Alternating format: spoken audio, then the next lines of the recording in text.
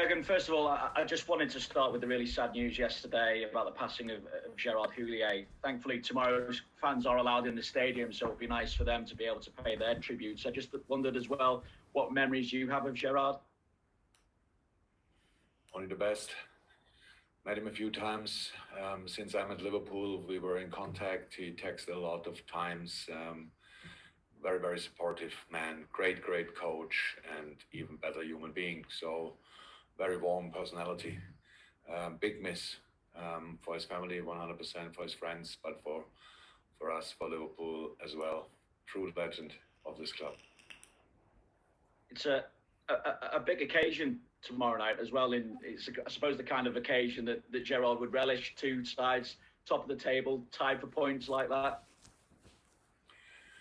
Definitely. And yesterday when I went out here, so what he would have loved to see 100%, but it would be our new training ground, because he was very influential in the rebuild and modernizing of Melwood. And during the construction work here, we were in contact, and he asked me how it will be, stuff like this. So he would have loved to see that. Sadly, he cannot see that, or not from here at least. And yes, tomorrow night I'm pretty sure our supporters will pay tribute in a appropriate way. Will you have Joe Matip available, Jurgen? Don't know yet. Only 2 days ago we played. He left the pitch with back spasm. The physios work pretty much 24 hours on him. So we will see. As today we have another session, and then we will see. I just want to ask you one final thing, Jurgen. It's aside from the game as well. On Thursday, Premier League clubs get to meet again, and I just wonder how hopeful you are that those clubs, like yourselves, that are pushing for 5 substitutes, will get another vote and ultimately be able to persuade the clubs against that to vote in favour of 5 substitutes, and also what importance you put on the introduction of concussion substitutes in the new year as well. Wow. You use your 3 questions, or how many you had. Yeah, I think I pretty much said everything about it, and I don't think, as long as nobody's really, sometimes it feels like I'm the only voice for it. I don't know. I know a lot of people in English football who think exactly the same. You, as journalists, are not very supportive. You're not really interested. You just write what we say instead of building your own opinion. That's the truth. And so there are a few clubs, they can make a decision. It's not, I read at one point that the league decided to get on that. That's not true. It was the first vote in the summer was 11-10 against it. So that's not everybody decided for it. But I have obviously no influence on that, so I hope still that it will happen. I don't have, in a moment, probably enough subs to make 5 substitutions, but it's, how I said from the beginning, it's not about us. It's in general, it would be the right decision, but it's not my decision, and so I cannot say anything about it. But well, as long as it's not done, then I still hope, of course. For the players, by the way. Mandy, Premier League Productions. Hi, Jurgen.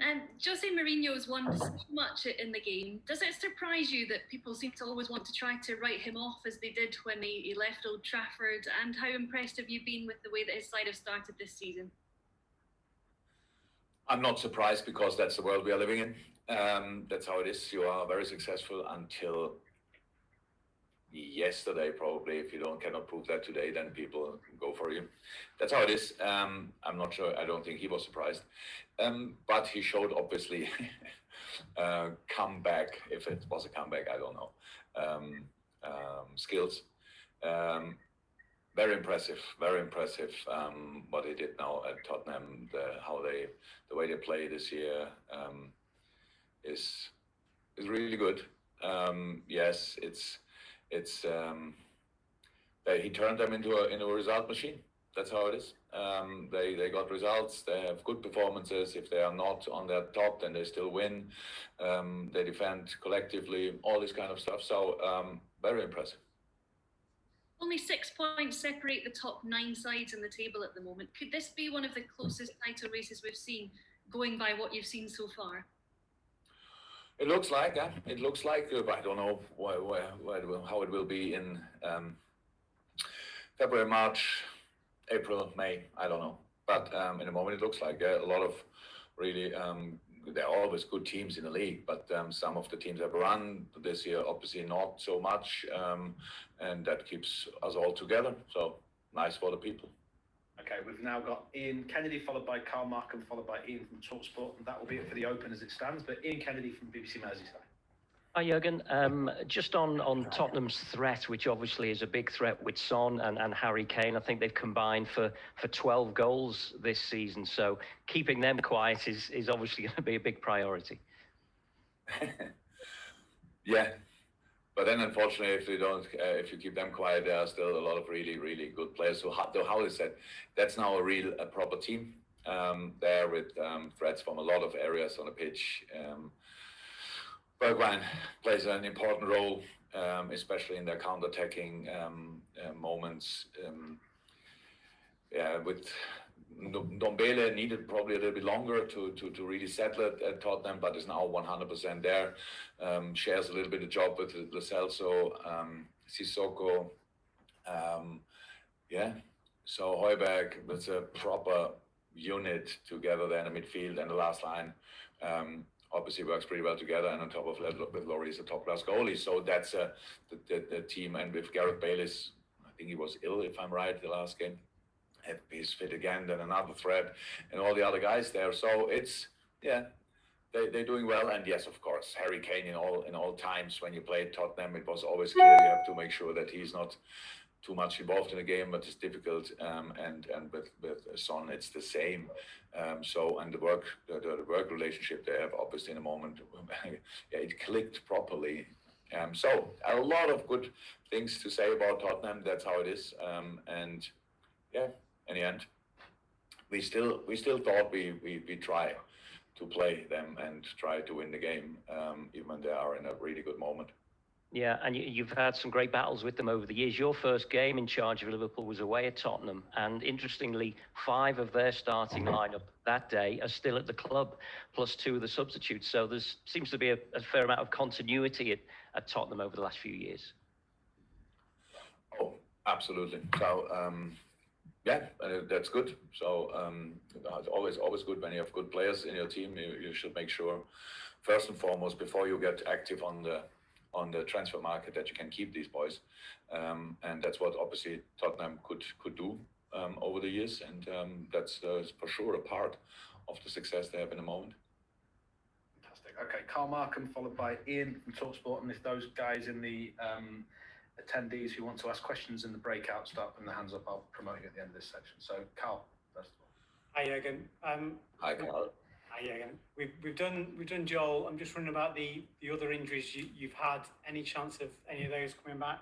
Shaqiri, Milner, Keita? Naby, maybe. Naby was yesterday involved in the extended warming up, I would say. So there's another session today. We will see how he reacts, and then we will have to make a decision about that. With the others, no one else. Okay. With Naby, he seems to be just really lucky with these sort of little knocks. He just interrupts his rhythm, his flow. He doesn't seem to be able to get a run in the team. I mean, I guess that you've looked at the reasons to that, but when are we ever? I would like to see the best of him. Does he need a long run in the team? Naby is in the team. Naby has no rhythm. That's the truth.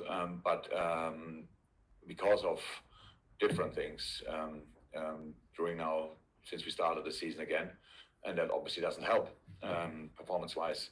And then you play a game, and we have only 2 days between the games, and then you have to make a decision. Is he ready? But you cannot whatever you do in the rehab process, you cannot replace the proper football training, and we don't have a lot of football training because of the number of games we have. Makes it difficult. So then the boys start playing again, and then obviously that was the case at Midtjylland. Everybody who saw Naby Keita playing and when in his absolute best moments knows that was obviously not not his best moment, normal and explainable with a lack of rhythm, but still, still obvious. And so now we had to make a little step back again with him. It's not too serious. That's why he's in training again. But we will see. But there's nobody's in doubt about Naby's qualities. But when you are injured, then you need to be a little bit lucky that you don't get kind of a re-injury, because with intensity stuff like this, he didn't have that luck. And so we try to be careful as we can. But yeah, and still do exactly the same. So we just try to consider the individual situation of the boys and make then decisions if they're ready to play or not. And then sometimes it works out, sometimes not. That's it. Fantastic. And final question in the open section before we go to the embargo from Ian from TalkSport. Hi Jurgen, how are you? Good. And you? Not too bad. I just wanted to ask you, it's one question, but in two really. First of all, styles of play, very different Spurs style of play to yours. Yours is very attacking, very exciting. Spurs can be the sit back and just want to hit teams on the counter attack. So how do you account for that tomorrow? And are you surprised at how well Spurs are doing? I mean, they finished a lot of points behind you last season, and they seem to have made up a lot of ground very quickly. Are you surprised at that? And that's not really funny that you asked me about the last season. So we had obviously some injuries, and we didn't lose a lot of points yet. But we lost some games. That's, I think, somehow normal in the situation we are. But we are not. We are still level with a few clubs in the league. I'm not surprised about the Tottenham development, and the style of play. I'm not sure about what you said. Now I see a lot of similarities with us, to be honest, in the way they set it up, the way they build up. They have a lot. They play football. Actually, you are right. They are not bothered to sit back on top of that and defend the result and go for counter attacks. But that's not the only strength of Tottenham. That's probably, if you only read newspapers about Tottenham games, then that could be your impression. But if you watch their games, then you see that they have a proper football side and play real football. You see now Kane dropping in probably in a way Bobby Firmino did it. Then the two quick wingers, right and left. And to defend Kane in these areas is really difficult. Then proper, a very offensive midfielder, like a second 10 if you want, with Ndombele or the Celso, then two physically really strong midfielders, but football-wise strong as well, against Sissoko. And so that's football what they play. That's not only counter-attacking. You cannot be top of the league with just counter-attacking. And that's why I just see what I see. And what I see is, unfortunately, pretty good. Okay, guys,